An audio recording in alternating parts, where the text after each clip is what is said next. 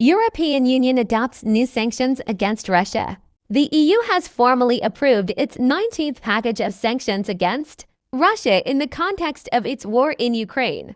A key part of the package is a ban on Russian liquefied natural gas (LNG) imports, along with further energy, trade, and financial measures. The sanctions reflect ongoing efforts by the EU to reduce Russia's revenue from energy exports and to pressure it in the conflict with Ukraine. Why this matters? Russia's energy export revenues are a major part of its budget and military capabilities. Cutting access to LNG is a significant step. What to watch, how Russia responds, and how EU member states handle energy supply and prices in the short term. Sanae Takaichi, Japan preparing a large economic stimulus. Japan's new Prime Minister Sanae Takaichi is reported to be preparing a major stimulus package, likely larger than last year's $92 billion to tackle inflation and support households.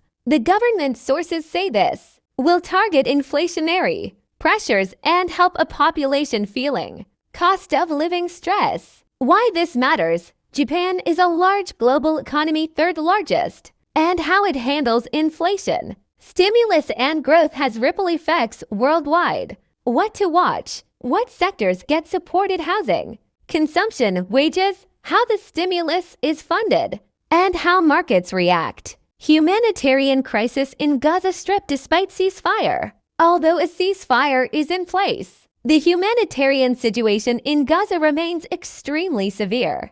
Aid deliveries are far below what's required to meet basic needs. The International Court of Justice has ruled that Israel, as occupying power in Gaza, West Bank, must ensure basic supplies for the population and criticized the banning of UNRWA operations. There is continuing destruction of infrastructure, trauma among children, and major problems with access to food, clean water, and proper burials. Why this matters? The crisis affects millions of civilians, has broader implications for regional stability in the Middle East, and sets legal, humanitarian precedents. What to watch? Whether aid flows increase meaningfully, whether the ceasefire holds, and how international bodies respond or intervene. Former French President Nicolas Sarkozy will have special protection in prison. Sarkozy, who served as president of France from 2007 to 2012,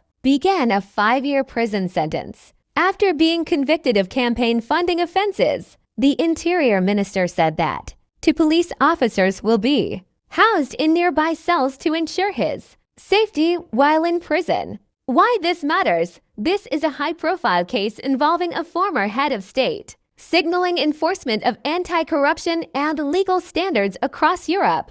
What to watch? The broader political repercussions in France, public response, and if similar protections or precedents are applied in other high-profile legal cases.